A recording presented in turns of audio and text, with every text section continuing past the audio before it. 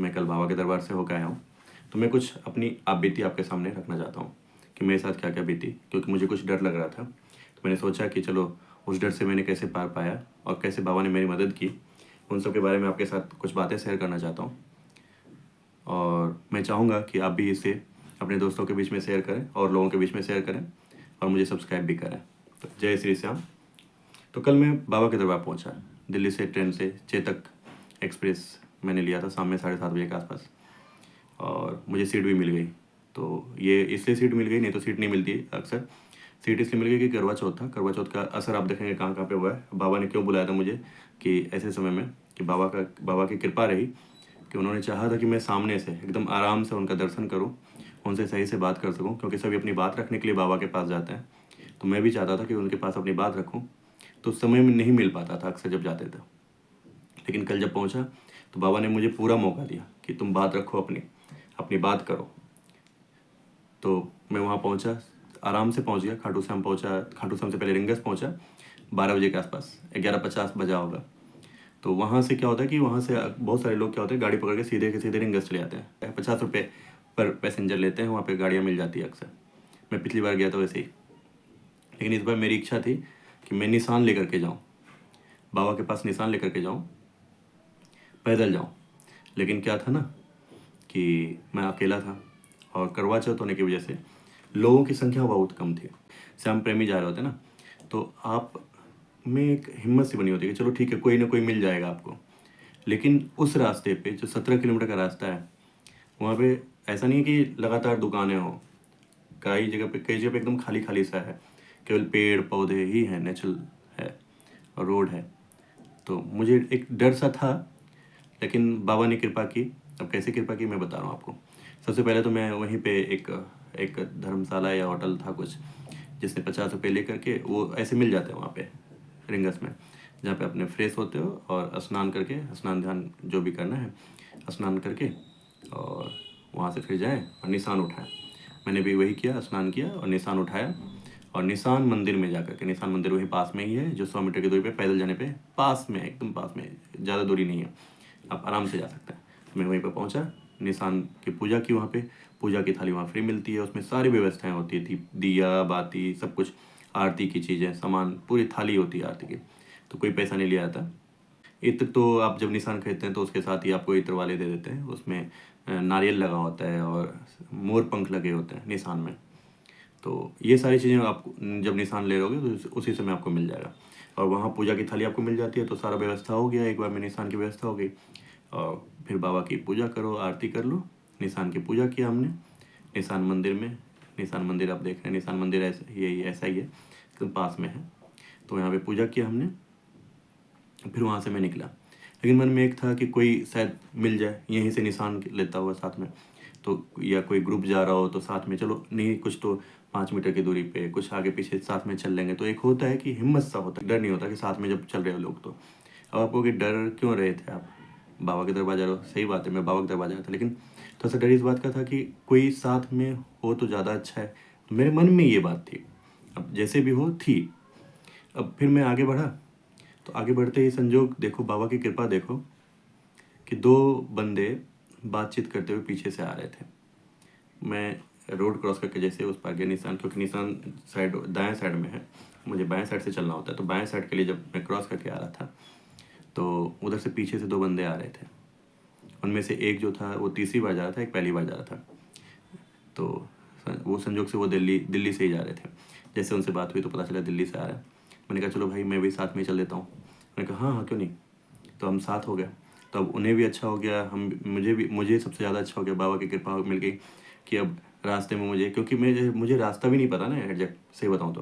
क्योंकि मैं जब भी गया गाड़ी से गया तो पता नहीं होता, रात में आप आंख बंद करते हुए चले जाते हो, सोते हुए चले जाते हो, क्योंकि रात के 12 बज रहा होता है, वहाँ पहुँचते हो सीधे आँख खुलती है, तो पता नहीं होता कैसे जाना है, किधर से जाना है। तो हम लोग बाबा के दरबार पहुँचे।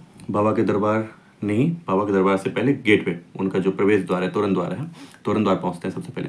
तोरण द्वार पहुँचा हमने, और तोरण द्वार में थोड़ा सा प्रणाम किया, और उन लोगों ने कुछ अपने फ़ोटो खींचे। बहुत सारे लोग वहाँ पे फ़ोटो खींच रहे थे। मैंने भी थोड़ा सा एक क्लिप लिया है वहाँ का, आप देख सकते हैं। फिर हम वहाँ से निकले आगे, प्रसाद लेना था। प्रसाद लेकर के बाबा के दरबार में जाएंगे, खाली हाथ तो जाते नहीं। तो प्रसाद लेना था, तो प्रसाद हमने लिया बीच में एक जगह पे रुक करके। प्रसाद लेकर के फिर हम वहाँ से आगे बढ़े। इससे आगे बढ़ के एक रास्ता है अंदर जाने का। तो इसमें ना बहुत सारे रास्ते हैं, इसमें जो बहुत सारे रास्ते हैं, जो आप साइड से जाओगे यानी कि बाएं साइड से निकल के जाओगे तो वो सामने से एकदम नज़दीक से आपको दर्शन होगा। लेकिन उस दर्शन में क्या एक दिक्कत है, क्योंकि आपको मुड़ना पड़ेगा वहाँ पे, तो तक में भीड़ की वजह से आपको आगे जाना पड़ेगा जल्दी से। आप बाबा से अच्छे से बात नहीं कर सकते। तो दूसरी बात जो है, अगर आप दाईं तरफ से जाते हो, सबसे दाईं तरफ से, और इस रास्ते का अपना महत्व भी है, क्योंकि इसी रास्ते में आपको 13 सीढ़ियों वाला रास्ता मिलता है। 13 सीढ़ियों का अपना महत्व है कि इससे जो भी जाता है उनके पाप जो भी हैं वो धुल जाते हैं, और बाबा का आशीर्वाद भी बहुत जल्दी मिलता है। हम तो बाबा का आशीर्वाद लेने ही गए थे। मैंने कहा चलो बाबा का आशीर्वाद लेते हैं, अपना पाप भी थोड़ा सा कम हो जाएगा।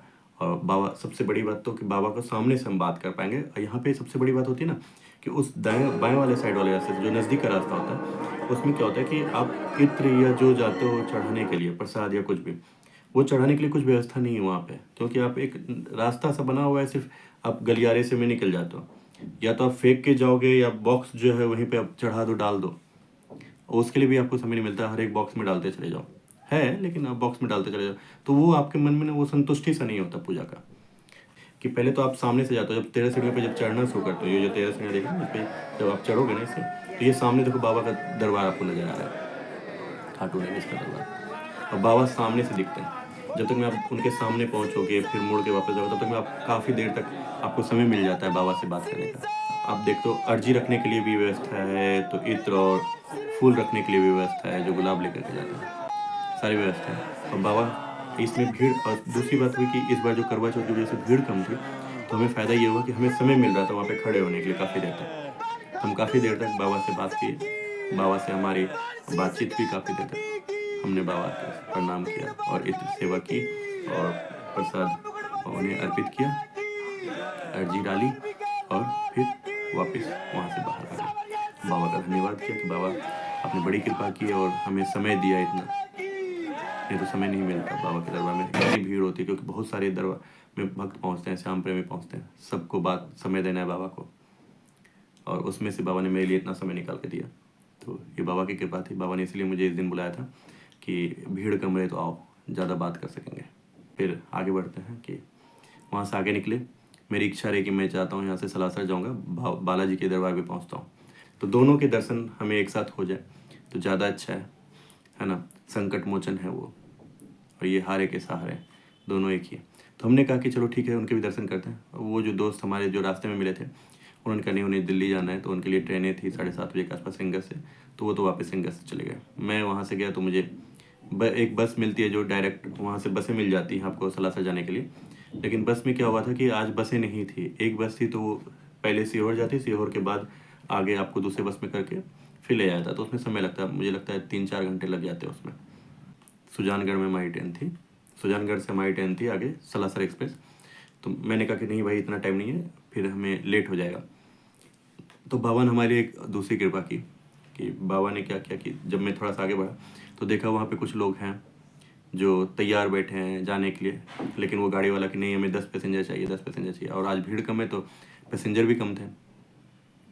मैं जब पहुँचा वो 9 के साथ तैयार हो गया जाने के लिए, तो नींद आ रही थी पूरा, मैं सोता हुआ ही गया, तो रास्ता का तो पता नहीं कैसे बीत गया। वहाँ सलासर पहुँच गए हम 9 बजे, गया 9 बजे पहुँच गए सलासर, पहुँच गए हम लोग सलासर में। फिर हमने प्रसाद लिया, पैर हाथ धोए, प्रसाद लिया, और बाबा को मतलब बालाजी को जा कर के प्रसाद चढ़ाया। वहाँ भी भीड़, मैंने शनिवार के दिन भीड़ अक्सर काफ़ी ज़्यादा हुआ करती है वहाँ पे। मुझे उनके दर्शन अच्छे से प्राप्त हुए तीनों बार, उनकी कृपा रही है। बालाजी के दर्शन करके फिर प्रसाद चढ़ा करके और हाथ में रौली बांध करके, जो रक्षा सूत्र होता है वहाँ बांधते हैं, वहाँ पुजारी बैठे होते हैं, वह बांध देते हैं। तो रक्षा सूत्र बंधवा करके फिर वहाँ से वापस आया, और वहाँ जो जहाँ पे कीर्तन होता है सलासर बालाजी में आप जाएंगे ना, तो वहाँ पे एक कीर्तन भवन बना हुआ है अंदर में ही, तो आप जाएंगे वहाँ पे कीर्तन चलता रहता है। वो सुंदरकांड का पाठ करते हैं, तो कभी हनुमान चालीसा पाठ होता रहता है। वहाँ सुंदरकांड की पुस्तक बहुत सारी रखी होती है, आप उठाइए उसका पाठ कर सकते हैं। मेरे मन में इच्छा थी सुंदरकांड का पाठ करने की, तो मैं वहाँ बैठा अब इस कारण से क्या हुआ था, जो मेरे साथ जो गुट आए हुए थे वो इधर उधर तितर बितर हो गए, क्योंकि उन्हें जल्दी जाना था, किन्हीं को पूजा करना था, केवल दर्शन करना था, फिर खा पी करके उन्हें निकलना था, किन्हीं को, सबको ट्रेन एक ही पकड़नी थी। लेकिन मेरे पास ये था कि मुझे पता था कि यहाँ से आधा घंटा का समय है, मैं चला जाऊँगा, कोई बात नहीं, आधे घंटे बाद जाऊँगा। मैंने सुंदरकांड का पाठ किया, भगवान का कहा कि जो मन में इच्छा थी, कहा कि इच्छा को पूरा किया जाए, तो पाठ किया वहाँ पे, और फिर प्रणाम करके और यज्ञ कुंड से यज्ञ का जो है आशीर्वाद प्राप्त करके और वहाँ से टीका लगा करके वापस फिर हम बाहर आए। संजोग से जो गुट में से एक गुट वाला एक मिल गया, वो वहीं पे खा पी करके इधर उधर कुछ खरीदारी वो कर रहे थे, तो उनके साथ मिल गए फिर हम लोग साथ में बस से पकड़ के पहुंच गए सुजानगढ़, और सुजानगढ़ में पहुंच के फिर हमने 2:30 बजे के आसपास ट्रेन पकड़ी, और रात में हम 9:30 बजे दिल्ली उतर गए, और घर हम 11 बजे के आसपास पहुंच गए। तो इस तरह से हमारी ये यात्रा रही, जो बहुत ही सुखद रही। बाबा के साथ हमारी लंबी वार्ता हो पाई, और अब क्योंकि आपको सीधा अनुभव तो यही होता है कि सामने से आप जब बाबा से सामने से लंबी अच्छी तरीके से बात हो पाते, तो आपको एक संतुष्टि सा मिलता है, और वो संतुष्टि मुझे भी मिली, और मुझे लगा कि बाबा ने मुझ पर कुछ कृपा की। धन्यवाद। जय श्री श्याम, जय बालाजी।